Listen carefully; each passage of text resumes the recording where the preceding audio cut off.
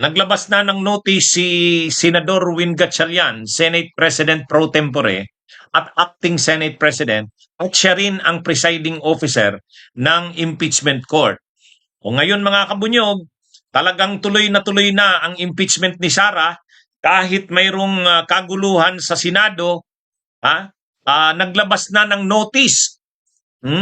Kumbaga pinaalam na ah, ni presiding officer o Win Gatchalian sa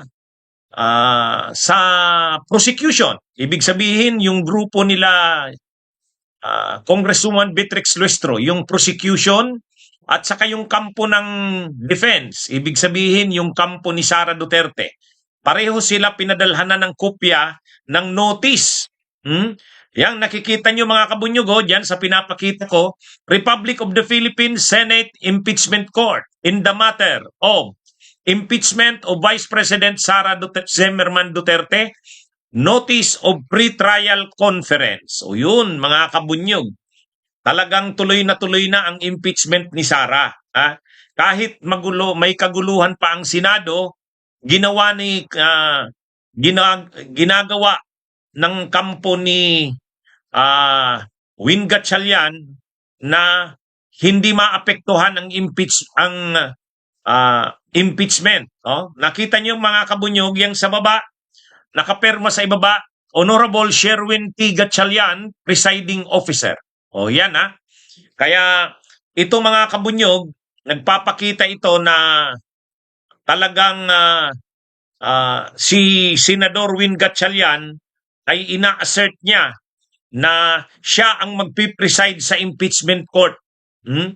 Kaya naglabas na ng notice.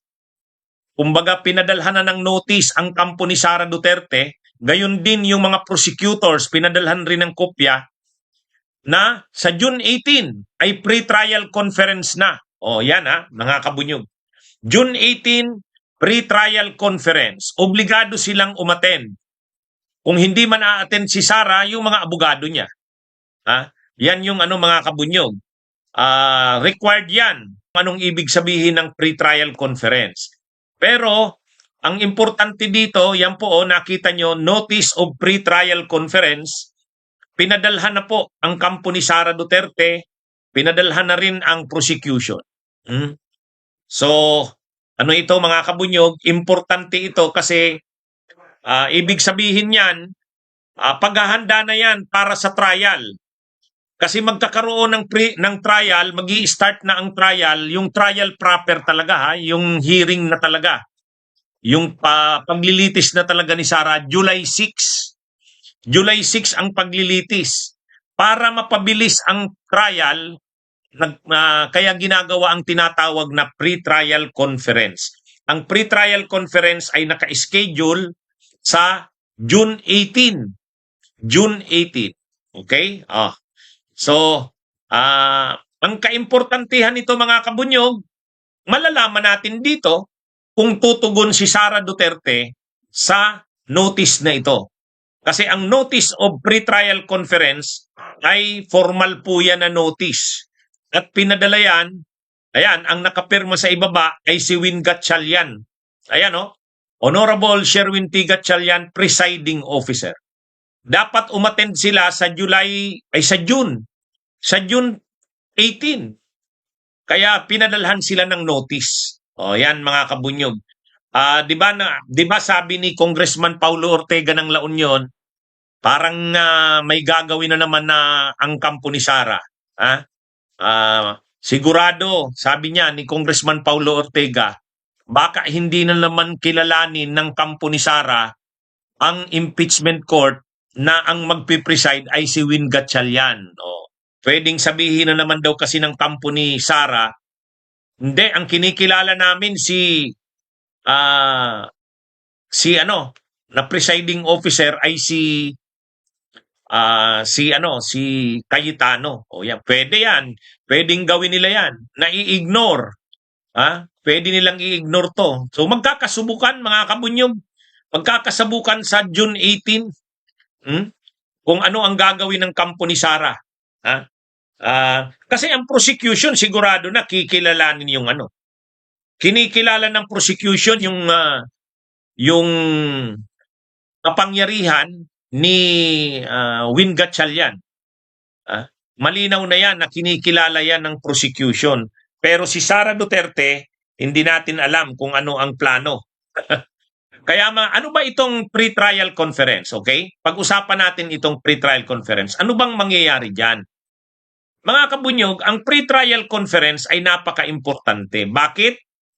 Ang pre-trial conference, yan ang magpapabilis. Yan ang magpapabilis ng trial. Kasi yung trial gagawin sa ano pa? Sa July 6. Yung trial proper na yan. Pero, kinakailangan sa trial, unang-una, bago ang trial, kailangan munang malaman yung kampo ni Sara ang tawag defense. Yung kampo nila Beatrix Listro, yung mga kongresista, prosecution ang tawag doon. Prosecution. So, ang prosecution may mga ebidensya, may mga testigo rin. May mga testigo silang ipipresent, mayroon din silang mga ebidensyang ipipresent. Ang defense, mayroon din silang mga testigong ipipresent. Mayroon din silang mga ebidensya. Ngayon, dapat sa pre-trial conference sa June 18, sasabihin na ngayon ng prosecution, sino-sino ang mga testigong ipipresent nila. Si Trillanes, si Madriaga, sino-sino pa. Dapat i-provide na yung lista. Hindi naman pwedeng malalaman yung mga testigo doon na lang sa trial. Hindi. Hindi naman lahat ng present doon sa Justice Committee ay ipipresent din sa trial. Pwedeng hindi. Pwedeng may mga testigo na hindi na i-present doon sa Justice Committee na ipipresent sa trial. Pwede ring may mga ebidensya na hindi na i-present sa Justice Committee hearing pero ipipresent sa trial.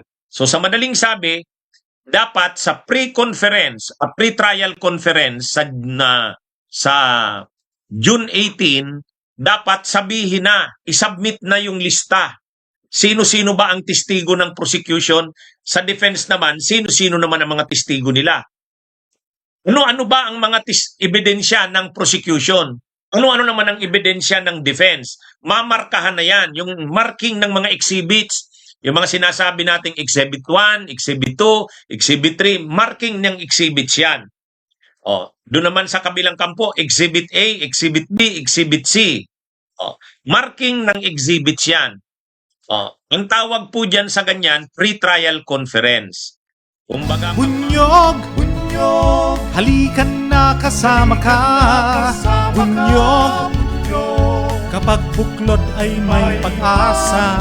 Luzon, Visayas, Mindanao, isa ang pananaw. Sa bagong Pilipinas ang bunyog isisigaw. Bunyog.